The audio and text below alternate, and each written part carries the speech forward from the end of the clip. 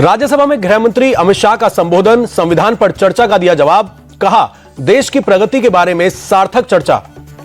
अमित शाह बोले हमारा लोकतंत्र पाताल से भी गहरा है, संविधान सभा में हर राज्य का प्रतिनिधित्व रहा।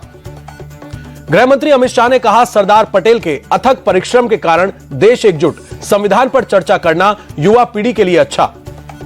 विपक्ष की मांग पर जेपीसी को भेजा गया one nation one election bill, Lok Sabha में कानून मंत्री अर्जुन राम मेघवाल ने रखा प्रस्ताव, अमित शाह ने किया समर्थन। लोकसभा में एक देश एक चुनाव बिल स्वीकार, पक्ष में 269 वोट पड़े, बिल स्वीकार करने के विरोध में 198 वोट। कांग्रेस सांसद प्रियंका गांधी ने one nation one election bill को अनसंवैधानिक बताया, कहा यह हमारे देश के संघीय ढांचे के खिलाफ, हम बिल का विरोध करते हैं। गौरव गोगोई ने वन नेशन वन इलेक्शन को लोकतांत्रिक अधिकारों पर हमला बताया, कहा बिल का कांग्रेस पार्टी और इंडिया अलायंस विरोध करेगा। कांग्रेस सांसद रंजीत रंजन बोली one nation one election bill में कई खामियां, राज्य और केंद्र की राजनीति अलग होती है, हमें सरकार की नीयत में खोट दिखाई दे रहा है। केंद्रीय संसदीय कार्य मंत्री किरण रिजिजू का बयान, वन नेशन वन इलेक्शन देश चाहता है, कांग्रेस बिना बात का मुद्दा बना रही है।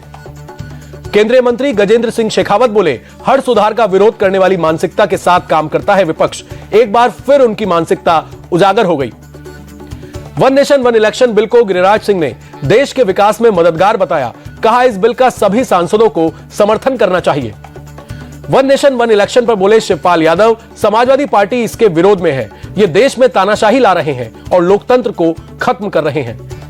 रामगोपाल यादव बोले वन नेशन वन इलेक्शन संविधान की तमाम धाराओं के खिलाफ, हम इसका विरोध करते हैं।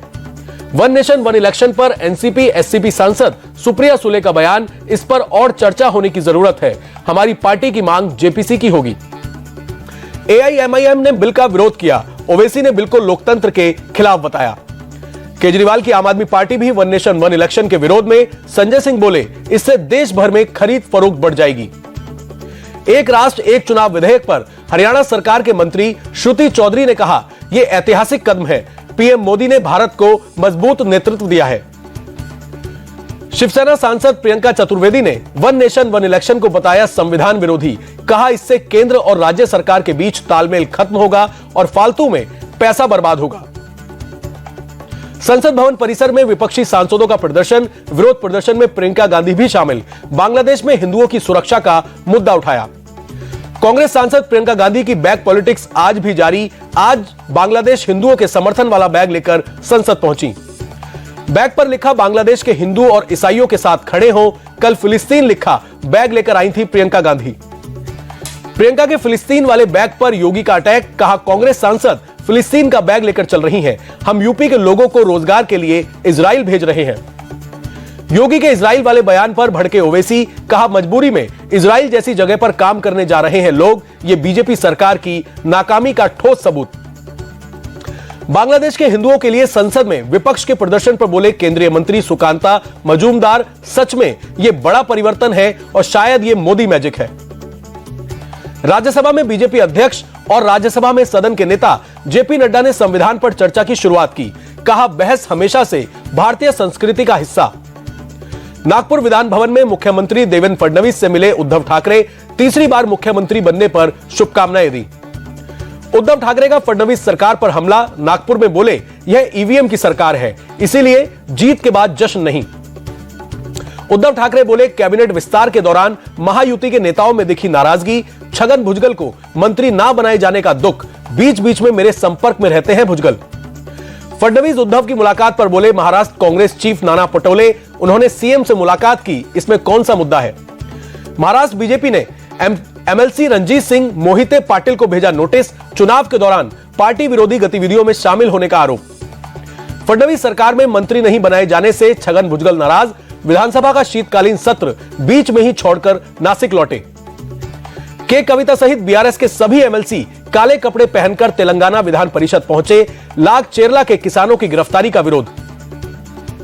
तेलंगाना विधान परिषद परिसर में बीआरएस का विरोध प्रदर्शन, गिरफ्तार लाग चेरला किसानों के लिए न्याय की मांग। एमपी विधानसभा के शीतकालीन सत्र का दूसरा दिन भी हंगामेदार रहा, हाथों में हल और कटोरा लेकर पहुंचे कांग्रेस विधायक, खाद की किल्लत को लेकर सरकार को घेरा। देहरादून में सीएम धामी ने बांटे नियुक्ति पत्र, प्रांतीय रक्षक दल के अधिकारियों को नियुक्ति पत्र बांटे। 2 दिन पहले हाथरस गए राहुल गांधी ने किया ट्वीट, लिखा, हाथरस रेप पीड़िता के परिवार के हताशा से भरे एक एक शब्द को ध्यान से सुनिए और महसूस कीजिए, ये आज भी दहशत में है। चीन के विदेश मंत्री वांग यी के साथ कल बीजिंग में एनएसए डोभाल की बैठक, सीमावर्ती क्षेत्रों में शांति और शांति के प्रबंधन पर होगी चर्चा। बिहार के गया पहुंचे श्रीलंका के राष्ट्रपति अनुराग कुमारा डिसनायके एयरपोर्ट पर किया गया जोरदार स्वागत। राजस्थान को प्रधानमंत्री मोदी की बड़ी सौगात, 46,300 करोड़ से ज्यादा की 24 परियोजनाओं की सौगात। भजनलाल सरकार के 1 साल पूरा होने पर पीएम मोदी ने सरकार की तारीफ की, कहा बीते 1 वर्ष में राजस्थान के विकास को नई गति मिली है। पीएम मोदी ने हरियाणा और महाराष्ट्र के चुनाव परिणामों का भी जिक्र किया, कहा यह दिखाता है कि बीजेपी कार्यकर्ताओं की मेहनत और जनता जनार्दन को बीजेपी में कितना विश्वास है। मध्य प्रदेश के मुख्यमंत्री मोहन यादव बोले, 20 साल से हाईकोर्ट और सुप्रीम कोर्ट में चला झगड़ा, दोनों राज्यों के लिए इस जल योजना की सौगात पीएम मोदी के आशीर्वाद से हमें मिल रहा है। संभल में एक और हिंदू मंदिर मिला, 32 साल से बंद पड़े राधा कृष्ण मंदिर का पता चला। 1992 में दंगों के बाद से बंद था मंदिर। यूपी के संभल में दशकों बाद फिर से खुले शिव मंदिर में पहुंचे श्रद्धालु, भक्तों ने की सुबह की आरती। संभल के शिव मंदिर के पास अतिक्रमण हटाने का काम जारी, मंदिर के परिक्रमा पथ पर बने अवैध निर्माण पर एक्शन। शिव मंदिर से सटे घर का अवैध छज्जा तोड़ा जा रहा है, मकान मालिक खुद अवैध छज्जे पर चला रहा है हथौड़ा। शिव मंदिर के परिक्रमा पथ पर किया था अवैध निर्माण। संभल में बुलडोजर एक्शन पर भड़के सपा सांसद जियाउर रहमान बर्क, बोले कुएं की नहीं, देश की एकता तोड़ने के लिए संविधान की खुदाई हो रही है। जियाउर रहमान बर्क बोले, मंदिर पर किसी भी तरह का अतिक्रमण नहीं, मुसलमानों ने 46 साल मंदिर की रखवाली की। संभल में सपा सांसद जियाउर रहमान बर्क के घर पहुंची बिजली विभाग की टीम, जांच के बाद बर्क के घर में लगे मीटर बदले गए। विरोध की आशंका से भारी पुलिस बंदोबस्त के साथ सपा सांसद के घर पहुंची बिजली विभाग की टीम, पुलिस वालों के हाथों में टीयर गैस गन भी दिखे। संभल के बाद वाराणसी में भी मिला पुराना मंदिर, मुस्लिम बहुल मदनपुरा इलाके में 250 साल पुराने सिद्धेश्वर महादेव मंदिर के होने का दावा। खबर मिलते ही मंदिर खुलवाने की मांग, सनातन रक्षक दल के लोग मंदिर के पास पहुंचे, शांति बनाए रखने के लिए पूरे इलाके में बड़ी तादाद में पुलिस फोर्स तैनात। 23 दिसंबर से प्रगति यात्रा निकालेंगे बिहार के मुख्यमंत्री नीतीश कुमार। पश्चिम चंपारण से शुरू होकर 28 दिसंबर तक 5 जिलों में होगी यात्रा। पटना में आईएएस संजीव हंस पर ईडी का कसा शिकंजा, दिल्ली, जयपुर और नागपुर में 23.72 करोड़ रुपए की संपत्ति का किया अटैच। दिल्ली के चांदनी चौक इलाके में सड़कों पर उतरे व्यापारी, बांग्लादेश में हिंदुओं पर हो रहे अत्याचार को बंद करने की मांग की। नागपुर में बीजेपी की रैली में गहने चुराने वाले 11 आरोपी गिरफ्तार, सभी आरोपियों को 19 दिसंबर तक पुलिस हिरासत में भेजा। फडणवीस के सीएम बनने के बाद हुई थी स्वागत रैली। सबरीमाला के प्रसिद्ध अयप्पा मंदिर में श्रद्धालु ने की आत्महत्या, पुलिस ने मामला दर्ज कर जांच शुरू की। तमिलनाडु के तिरुवल्लर का रहने वाला मृतक जगन संपत। दिल्ली इंटरनेशनल एयरपोर्ट पर कस्टम विभाग की कार्रवाई, 50 लाख रुपए के सोने की तस्करी के आरोप में महिला गिरफ्तार। दिल्ली के कुछ स्कूलों को आज भी बम से उड़ाने की धमकी, साउथ दिल्ली और नॉर्थ वेस्ट दिल्ली के स्कूलों को मिली धमकी, स्कूल परिसर को खाली कराया गया। दिल्ली के जामिया में बीती रात सीए के खिलाफ हुए आंदोलन को लेकर हुई नारेबाजी, 16 दिसंबर के मौके पर हुई नारेबाजी। 16 दिसंबर को ही जामिया के छात्रों ने लाइब्रेरी में लाठीचार्ज का आरोप लगाया था। जेल में बंद सीए आंदोलन से जुड़े लोगों के पक्ष में लगाए नारे।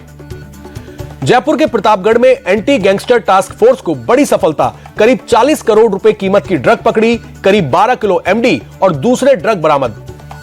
प्रतापगढ़ के फार्म हाउस में एमडी ड्रग बनाने की फैक्ट्री पकड़ी गई, भारी मात्रा में ड्रग बनाने के उपकरण और एमडी युक्त केमिकल जब्त, एक पिस्टल भी बरामद। गुरुग्राम में मशहूर रैपर बादशाह का चालान, रॉन्ग साइड और रैश ड्राइविंग पर ट्रैफिक पुलिस ने 15,000 रुपए का चालान काटा। दिल्ली के मेजर ध्यानचंद राष्ट्रीय स्टेडियम में फिट इंडिया साइकिलिंग ट्यूसडे का शुभारंभ, केंद्रीय खेल मंत्री मनसुख मंडाविया ने किया शुभारंभ। मनसुख मंडाविया ने पीएम मोदी के फिट इंडिया से ली प्रेरणा, कहा हर रविवार को हम साइकिलिंग करेंगे, प्रदूषण का समाधान भी साइकिलिंग से ढूंढे। जमानत मिलने के बाद राज कुंद्रा का बयान, मैं किसी भी पोर्नोग्राफी, किसी प्रोडक्शन का हिस्सा नहीं रहा हूं। जमानत इसलिए हुई क्योंकि इसके लिए कोई तथ्य या सबूत नहीं थे।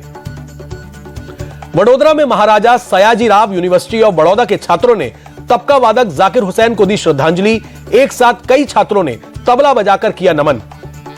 दिल्ली एनसीआर में एक बार फिर बहुत खराब श्रेणी में पहुंचा एयर क्वालिटी इंडेक्स।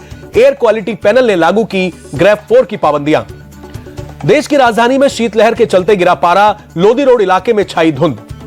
यूपी के प्रयागराज में शीतलहर के चलते बड़ी ठंड, शीतलहर के साथ छाई धुंध की परत। यूपी के कानपुर में गिरते तापमान के साथ इलाके में छाई धुंध की चादर। ठंड से बचने के लिए लोगों ने लिया अलाव का सहारा। हापुड़ में तापमान गिरने से शीतलहर जारी, शहर के कई इलाकों में छाई धुंध। यूपी के संभल में ठंड से बचने के लिए लोगों ने लिया अलाव का सहारा, धुंध के चलते धीमी हुई गाड़ियों की रफ्तार। कर्नाटक के कलबुर्गी में भी जबरदस्त ठंड से बचने के लिए लोग अलाव का सहारा लेते दिखे। मुंबई शहर के कई हिस्सों में छाई धुंध की परत। बांद्रा रिक्लेमेशन इलाके में विजिबिलिटी पर असर। जम्मू कश्मीर में फ्रीजिंग पॉइंट से नीचे पहुंचा तापमान। श्रीनगर में कई जगहों पर जमी दिखी बर्फ की परत। गाबा टेस्ट में फॉलो ऑन बचाकर टीम इंडिया ने बचाई लाज। चौथे दिन 9 विकेट के नुकसान पर 252 रन बनाए। आकाशदीप और बुमराह क्रीज पर मौजूद।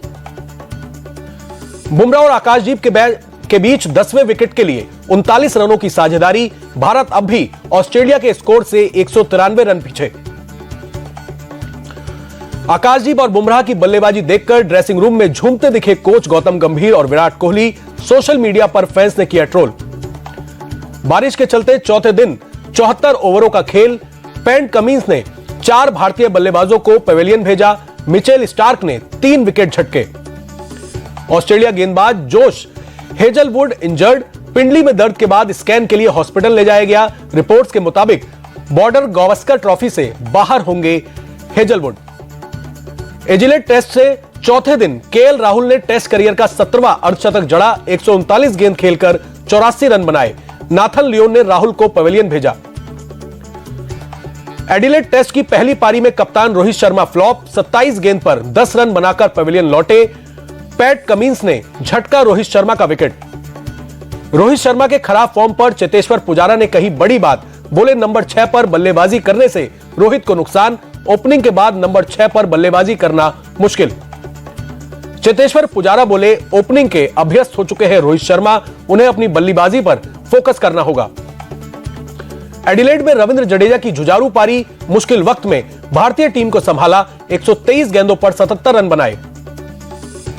केएल राहुल ने की रविंद्र जडेजा की तारीफ। प्रेस कॉन्फ्रेंस में कहा मिडिल ऑर्डर में जडेजा ने अहम भूमिका निभाई, टीम को फॉलो ऑन से बचाया। गाबा टेस्ट के 5वें दिन बारिश के बुरे असर। सुबह और दोपहर के समय बारिश की संभावनाएं। मौसम विभाग ने तेज आंधी तूफान की आशंका जताई। एडिलेड टेस्ट में ऑस्ट्रेलिया कप्तान पैट कमिंस ने रचा इतिहास। टेस्ट में सबसे ज्यादा विकेट लेने वाला दुनिया के तीसरे कप्तान बने। वेस्टइंडीज के दिग्गज खिलाड़ी सर गैरी सोबर्स को पीछे छोड़ा।